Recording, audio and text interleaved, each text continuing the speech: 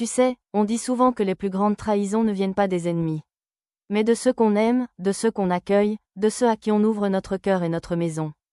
Ce jour-là, je croyais rentrer chez moi pour faire une surprise à mon mari. Mais c'est moi que la vie allait surprendre. Avant que je te raconte ce qui a bouleversé ma vie, laisse-moi te demander une chose. Si tu crois que la fidélité existe encore, si tu penses que personne ne mérite de souffrir par amour, si tu sais que Dieu finit toujours par dévoiler la vérité, alors abonne-toi maintenant, active la cloche et rejoins-moi pour des histoires vraies et des leçons de vie qui ouvrent les yeux. Maintenant, écoute bien, ce jour-là, ma vie a basculé. Je croyais avoir le mari parfait, celui avec qui je pensais vieillir.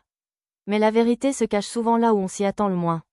Je suis rentrée à la maison plus tôt que prévu, avec l'idée de lui faire une surprise. Ironiquement, c'est moi que la vie allait surprendre. La bonne m'avait dit qu'elle allait nettoyer les chambres. Tout semblait normal, trop normal. En montant les escaliers, j'ai entendu des murmures, puis des rires étouffés. Mon cœur s'est arrêté. Je me suis approchée doucement de la porte de notre chambre. J'ai entendu sa voix, la voix de mon mari. À ce moment-là, j'ai su que quelque chose n'allait pas. J'aurais voulu que ce soit un cauchemar. J'ai respiré profondément, puis j'ai ouvert la porte d'un coup. Et là, je les ai vus.